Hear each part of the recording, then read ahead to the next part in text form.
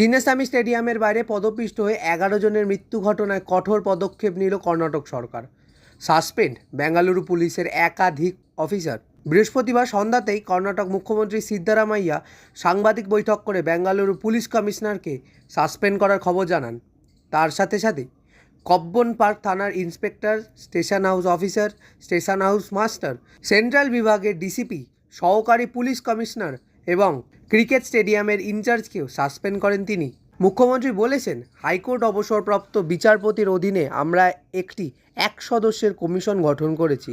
RCB, কেএসসিএ, event manager DNA এই কর্তাদের গ্রেফতার করার সিদ্ধান্ত নেওয়া হয়েছে।